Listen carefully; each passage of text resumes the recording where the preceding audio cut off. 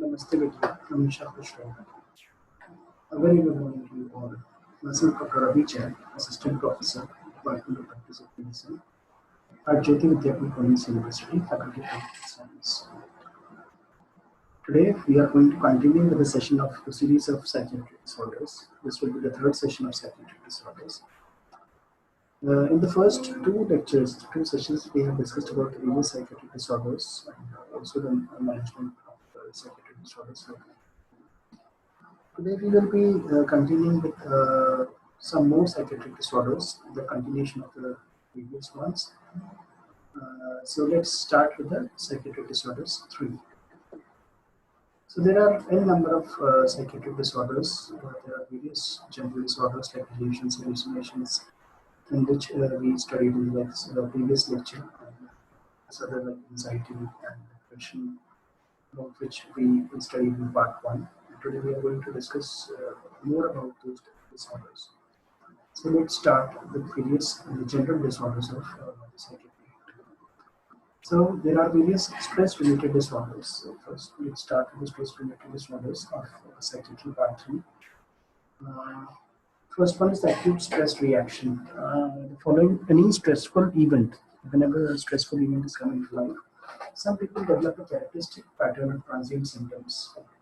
After the exposure to any kind of acute stress, the people develop any kind of characteristic pattern of transient symptoms like anxiety. They develop anxiety, they have anger, they have depression, and there is altered activity and withdrawal. So, following the acute stress, there are various characteristic pattern of transient symptoms like anxiety, anger, depression. There is altered activity and withdrawal, and the states resolve completely within few days. The next one is the adjustment disorder. So adjustment disorder is basically the psychological response to the onset or deterioration of a medical illness. So, due to the deterioration of the medical illness or any disease from which the patient is suffering, he becomes adjusted to it, and he considers it as a part of his life. So that is the adjustment he does to the disease conditions. Psychological response to the onset or deterioration of the mental illness is less severe but more prolonged emotional reaction. This becomes a more prolonged emotional reaction. The grief, the reaction following bereavement. The symptoms develop within a month of the onset of stress. So these symptoms develop within a month of development of the stressful condition. The predominant symptoms are depression, there is great depression, there is anxiety, and insufficiency, persistent anger, there is aggressive behavior and excessive use of alcohol. The patient who becomes goes through the stress, he sometimes becomes habitually or used to alcohol, and he excessively uses alcohol to go away from that suffering. Now, how to manage the stress-related disorders? The management is the ongoing contact and support from the doctor. So, the patient has to go to the doctor. There has to be an ongoing contact, which includes regular follow-ups and medications, and the support from the doctor, the other one who can listen to his problems, to his stresses, and who can reassure him and explain his condition and advise what should be done and what should not be done. So this is the basic management, and the pharmacological management consists of benzodiazepines and psychotherapy. So this is the important management treatment part of the stress-related disorders. Another important disorder of psychiatric is post-traumatic stress disorder, or in short, it is known as PTSD. This is another important stress disorder following a stress condition, stressful condition, sudden stress about which the patient has never expected. A protected response to a stressful event of the exceptionally threatening or catastrophic nature. So, if there was any stressful event which was exceptionally threatening, or it was of a great catastrophic nature, after that the patient develops certain symptoms. A few days to several months between traumatic event and onset of symptoms. So, after a few days to months, the patient develops certain kind of symptoms. The typical symptoms are recurrent intrusive memories. So, there are a lot of flashbacks of that particular incidents. That is called as recurrent intrusive memories of the trauma which happened with that particular patient. There are various sleep disturbances. The patient cannot sleep at night and he is having flashbacks of that particular incident. The nightmares of the traumatic events, they can be nightmares of that particular traumatic event, and avoidance of situations which evoke the memories of the trauma.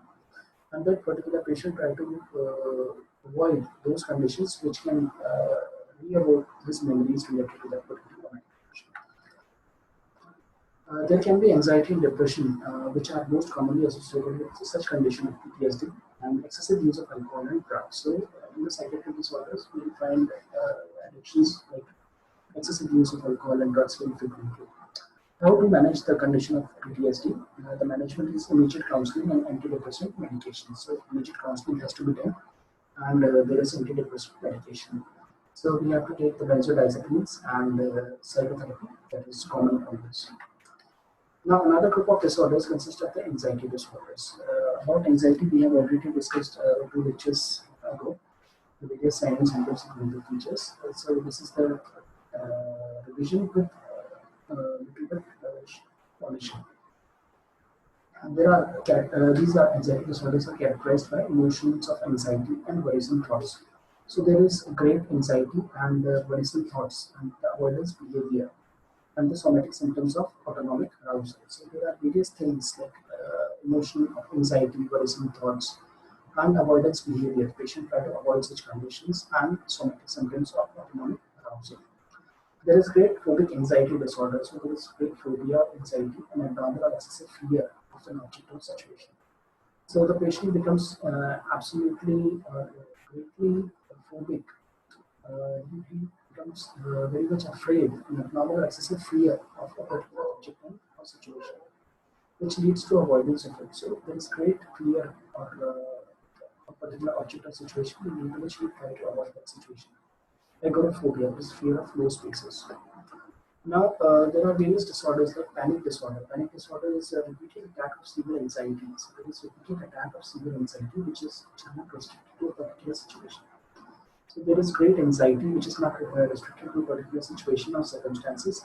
The somatic symptoms such as chest pain, there are various somatic symptoms like chest pain are there, palpitations are there, paresthesias are there in the lips, in fingers. These are very much common. There is great generalized anxiety disorder. So in the generalized anxiety disorder, we have chronic anxiety associated with uncontrolled worry. So there is chronic anxiety and there is great worry. The somatic symptoms of muscle tension and bowel disturbance. So the physical symptoms consist of muscle tension and bowel disturbances, which include diarrhea, most common.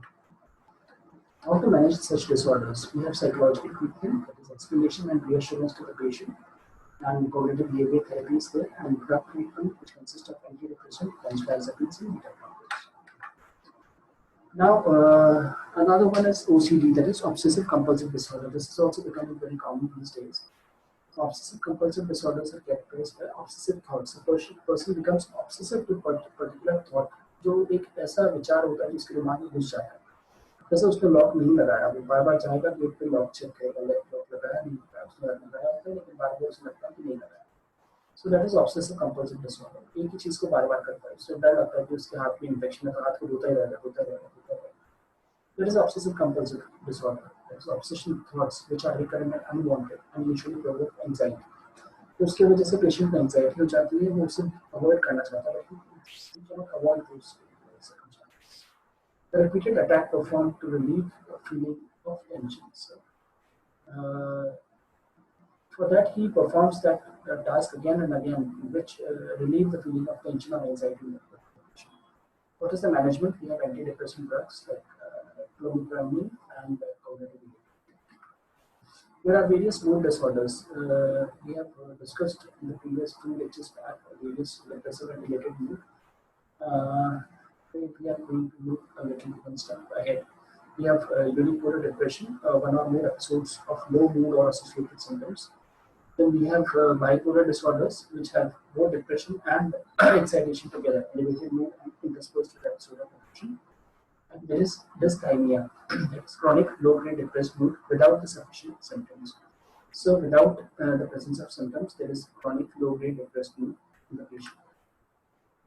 What is depression? Depression we have already discussed, but we are going to repeat it once again. It is the mood disorder that is characterized by low mood and feeling of sadness. So there is great feeling of sadness and a great loss of interest in the things. The patient has no interest to do particular things with these things. The prevalence rate of 5% in general population and approximately 10% on the outpatients. So the patient, usually patient who are coming to you, there is incidence of prevalence of around 10%. A major cause of disability and suicide. So depression is a major cause of disability and suicide in present society. We can hear or we can read about news in the newspaper related to the suicides due to depression these days. It magnifies disability. So due to this, disability is magnified and diminished adherence to the medical treatment, due to which the patient does not take proper medical treatment and rehabilitation, and it shortens the life expectancy. Now, what is the etiology of depression? There is a great genetic predisposition. There can be adversity and emotional deprivation in the early life, and it can be triggered by stressful life events. So, there can be stressful life events, depression. Now, how to diagnose the case of depression? The symptoms are already discussed in the previous lectures, but I will go to in psychological and somatic symptoms of disorders. The management part. The drug treatment consists of tricyclic antidepressant, selective serotonin reuptake inhibitors, and cognitive behavioral. Now, there is another group of disorder called as the bipolar disorder, which there is depression is associated with, is followed by related. So, episodic disturbances with interspersed period of depression and related elevated mood. The lifetime risk is approximately 1%. It has a great genetic predisposition. So there are a variety of bipolar disorders. Bipolar disorder type 1 and type 2. So type 1 involves a period of severe mood episodes. There are severe mood episodes from mania to depression. So it's great mania to depression. Bipolar 2 disorder is milder form of mood elation. It involves milder episodes of hypomania and alternate with a period of severe depression. So both of them contain mania and depression. Now, how to manage the case of the bipolar disorder? For the depression, we have to take tricyclic antidepressant, selective serotonin reuptake inhibitors. And for the many disorders, we have to take antipsychotic drugs like lithium carbamazepine and sodium valproate. Now, there are various conditions of drug misuse and dependence, like alcohol substance abuse. Alcohol abuse is very common these days. Misuse and dependence both are together. For the substance abuse, we have various sedatives which are commonly used. There are various stimulants and hallucinogens and ardents. So these are the various things which a patient can become abused to, misuses them, and face dependence to these particular things, which is basically a psychiatric disorder. So this was all about psychiatric disorders, session 1 to 3. In the next lecture, we will be discussing about the personality disorder. So this session was powered by Digital Version 2.0 JAYOTI VIDYAPEETH University. I hope you are satisfied with the digital session. If you have any query, please mention in the comment box or write us on. So this was all for today. Thank you very much. We will meet in the next lecture tomorrow.